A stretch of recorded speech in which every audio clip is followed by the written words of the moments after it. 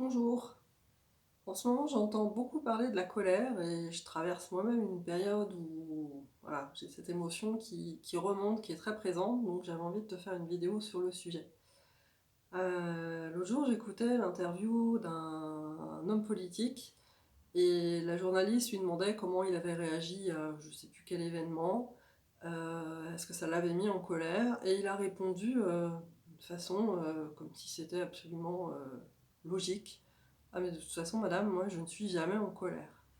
Là je me suis dit waouh, ok, il est jamais en colère, très bien.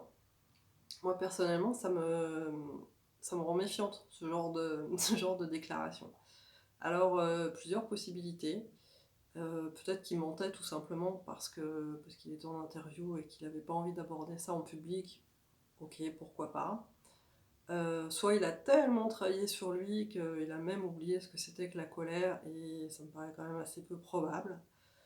Euh, Soit il vit dans une espèce de bulle, de douceur, d'amour, de chaleur, un peu les bisounours où on s'aime, on se fait des bisous et on n'a aucune raison d'être en colère les uns les autres. Pour un ministre, ça me paraît quand même assez peu probable. Soit il est totalement coupé de cette émotion. Et ça, c'est quelque chose que je connais bien. Parce que, en fait, pendant très longtemps, mes proches, souvent, vraiment régulièrement, me disaient mais qu'est-ce qui se passe, Elisabeth? T'es en colère? Et moi, je répondais sur un ton vraiment sec, vif mais pas du tout, je suis pas en colère, je suis pas énervée, de quoi tu me parles? Et je comprenais absolument pas. J'étais totalement coupée de cette émotion, je la ressentais pas. Alors, je sais qu'à l'époque j'avais des manifestations physiques, mais je faisais pas le lien, je comprenais pas ce qu'on me disait. Jusqu'à quand même, comme ça se répétait assez régulièrement, jusqu'à ce qu'à un moment je me dise bon, il y a quelque chose, faut aller regarder là, ma fille, et où je comprenne que oui, effectivement, bon, en fait, je confondais ça avec un élan de vie, avec de la passion, de l'animation, le fait de parler d'un sujet voilà, avec de l'élan, y compris quand c'était un sujet qui me frustrait, sur lequel j'étais pas d'accord et où mais j'avais pas du tout calculé que derrière c'était des volcans, des montagnes, des volcans de bouillonnement de lave en fusion, et que en fait ça imprégnait un peu toute mon énergie et que je la renvoyais aussi à l'extérieur. Alors quand j'en ai pris conscience, déjà j'ai commencé à l'accueillir, parce que pour un homme c'est peut-être plus facile, mais une femme plus colère égale n'existe pas, c'est juste pas possible. En tout cas dans mon milieu c'était pas possible. Au mieux c'était de l'hystérie, mais la colère, non, c'est pas possible. Enfant, j'avais pas le droit de l'exprimer, très clairement. De toute façon, enfant, j'avais pas le droit d'exprimer grand-chose, en fait. Donc il a vraiment fallu que je me réapproprie ça. Déjà que je l'identifie, que j'apprenne à sentir quand ça commençait à monter en moi, à bouillonner.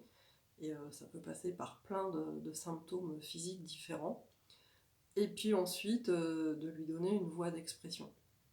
Parce que j'ai lu aussi quelque chose qui m'a frappé, où la personne disait en fait la colère ça rend malade. Mais non, la colère c'est une émotion comme la joie, comme la tristesse, la peur. Donc elle a un rôle, elle est là pour nous signaler quelque chose, sinon elle n'existerait pas. Mais la colère en tant que telle rend pas malade. La colère c'est un indicateur, et ce qui peut rendre malade c'est pas les- de ne pas la reconnaître, ou même si on la reconnaît, de ne jamais l'exprimer. Auquel cas, ça fait effet cocotte minute, ça monte, ça monte, ça monte, la pression s'emmagasine, et puis à un moment, la cocotte minute, elle a besoin d'un exutoire, et ça peut évidemment, alors soit faire une explosion de colère, et là c'est ravageur, vraiment, pour soi et pour les autres, mais ça peut aussi monter en maladie. Déjà en symptômes physiques, et puis en maladie vraiment. Donc oui, dans ce sens-là, c'est mauvais pour la santé. Mais sinon, en tant que tel, la colère, c'est quelque chose de sain qui nous indique qu'il y a quelque chose qui ne va pas dans une relation, dans une situation, que peut-être je ne suis pas entendue, mais en même temps, si j'exprime pas mon insatisfaction, je ne peux pas être entendue, donc ça tourne en rond et ça se mord la queue. Peut-être je suis pas respectée, enfin voilà, ça peut être ça peut être n'importe quoi en fait. Mais ce qui est vraiment important, c'est de s'autoriser à la sentir, à l'accueillir et de la laisser nous traverser. Alors tout s'apprend, hein, même qu'on n'a pas appris ça enfant, tout s'apprend petit à petit, avec beaucoup de bienveillance, parce que c'est vrai que l'extérieur a souvent un regard assez dur par rapport à ça, assez intolérant, surtout pour les femmes, je pense que ça fait pas bon ménage. Donc comment est-ce que je peux m'autoriser à l'exprimer pour reprendre l'image de la soupape, comment est-ce que je peux lui donner une voix à cette colère, à ce qui est en moi, à ce qui tourne en rond, à ce qui bouillonne et que je n'arrive pas à dire. Pour moi, mon chemin, ça a été de démarrer par le dessin, par l'écriture aussi, mais par le dessin. L'écriture, ça fait encore appel aux mots et ça peut être compliqué parfois.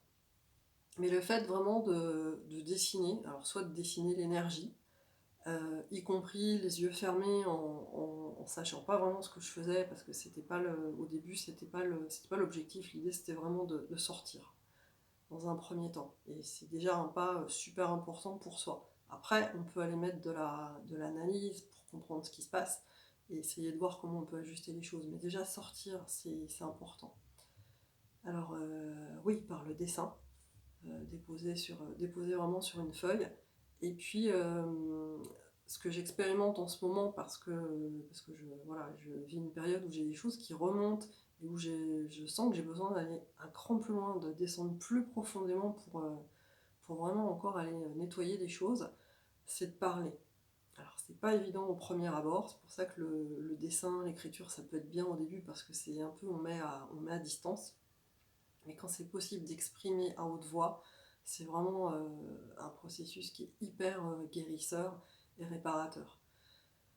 L'idée, dans un premier temps, c'est pas forcément d'aller parler directement à la personne. Déjà, c'est pas toujours possible. Dans mon cas, je sais que j'ai certaines personnes, soit je les ai totalement perdues de vue, soit elles sont décédées. L'idée, c'est de faire comme si elles étaient en face et de parler, et de vider mon sac sans déverser un torrent de boue, hein. C'est pas l'idée non plus, c'est simplement de dire voilà ce qui s'est passé, voilà ce que moi j'ai ressenti, je me suis pas sentie considérée, je me suis sentie maltraitée, je me suis sentie ceci, cela, voilà, et j'ai ressenti de la colère, et j'ai pas pu te le dire, ou j'ai pas su te le dire, et déjà vraiment ça fait un bien mais extraordinaire. Et pourquoi pas, si c'est possible, à un moment, d'aller s'exprimer en face à face avec la personne concernée, dans le respect de soi et dans le respect de l'autre, pour ne pas tomber dans l'extrême. Entre guillemets, tu m'as mise en colère, donc je te la rebalance et je vide mon sac. L'idée, c'est vraiment de garder quelque chose de sain, qui soit libérateur pour soi et qui fasse que ça y est, c'est posé.